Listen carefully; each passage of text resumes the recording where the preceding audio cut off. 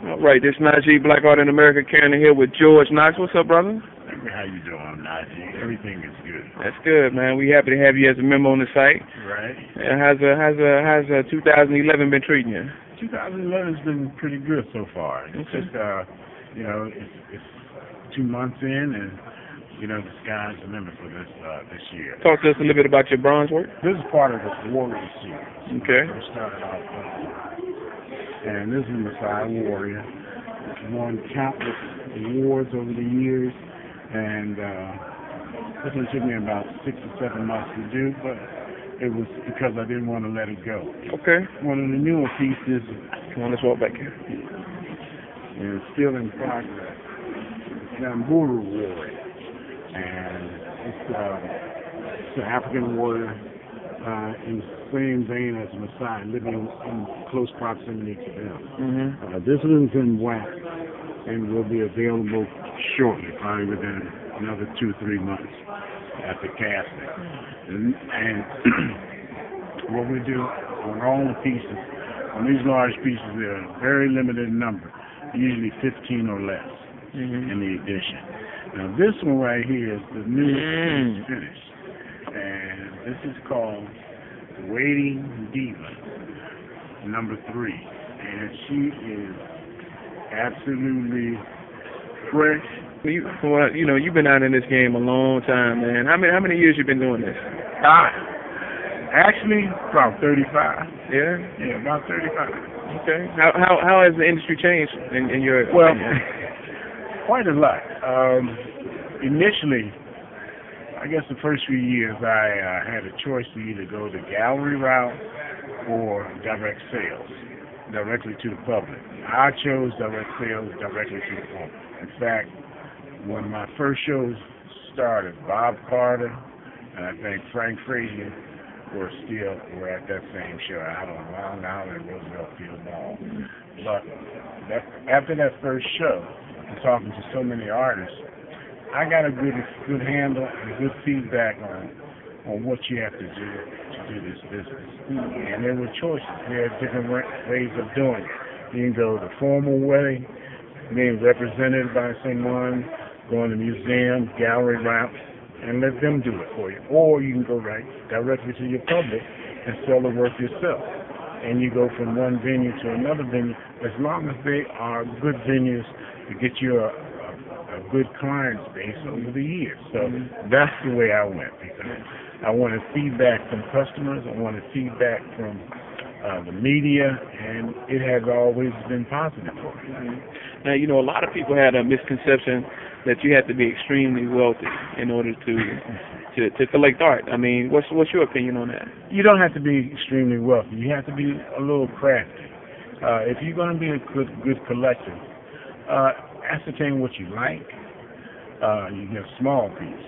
You go with that small piece, and from those artists that pique your fancy, you go and get from them. Well, may not be able to get the large piece. It may cost 4 or 5 figures, but you can get a small original of them, and thereby they're in your collection, and your collection will grow anyway much faster than those big acquisitions. Okay. So as a result, know your taste. Go with your feeling. Learn a little bit about the artist. Learn if he's going to be around a while. Learn as something about it. Is he going to develop over years, or is he just fly by night in it for this or that? But if they're doing quality work, that's your best work. You go for that. Go for quality all the time, and you won't have any problem. Okay. And what's on the forecast as we conclude? What's next for the magnificent George Knox? Well, I'm doing about 4 or 5 different series. Okay. I'm gonna bring out some more of the divas that I have been known for in early life. I'm gonna finish up a Warrior series, probably with a Zulu shortly. I got a Wisdom series that I'm introducing as well, and that sort of those old wise people. And then, of course, I'm doing the jockey, American Racehorse. You got to talk to us about this. American race horses, but who rode those horses? Well, for instance, real quick, 1875 Kentucky Derby. 13 of the 15 riders were black. Who taught the horses? The horses? Who trained the horses?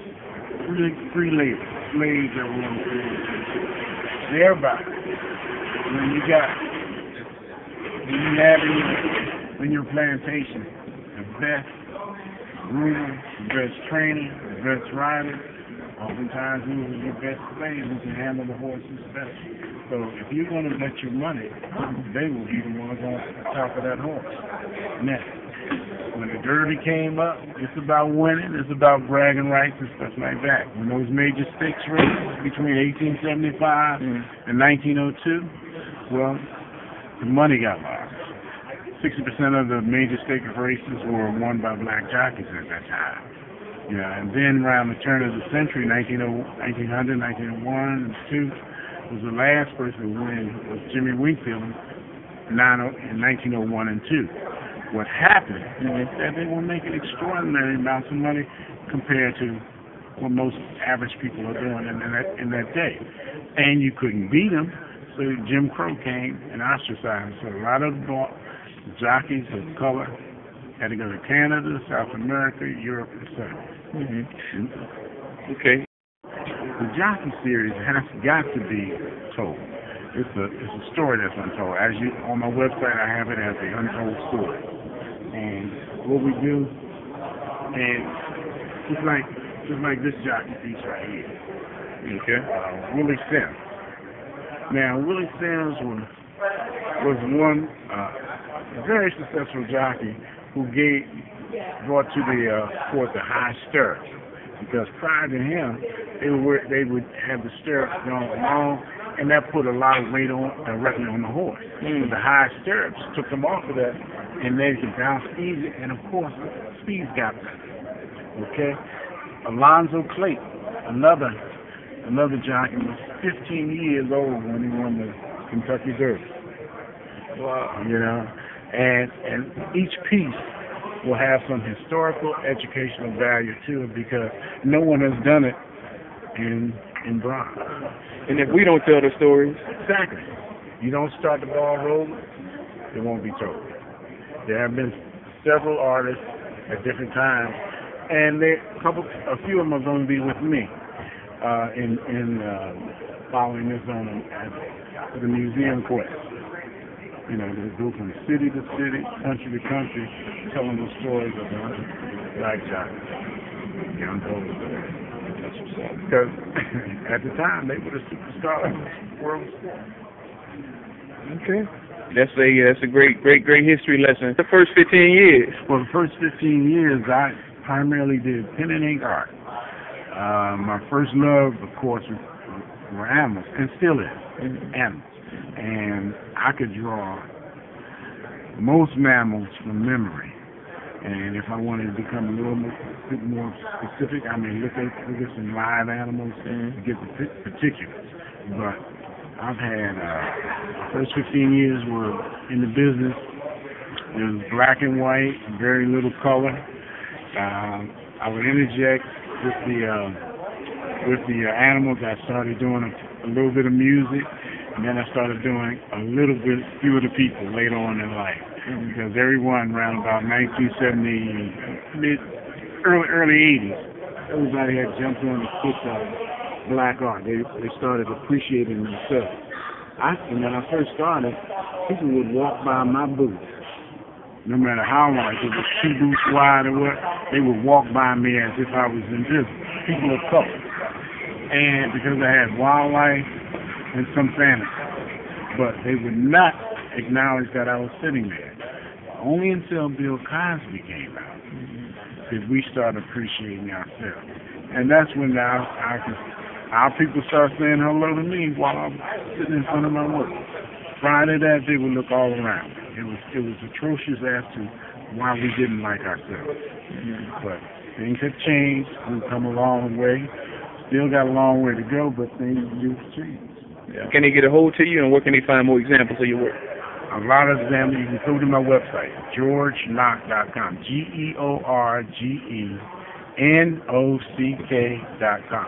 That's my website.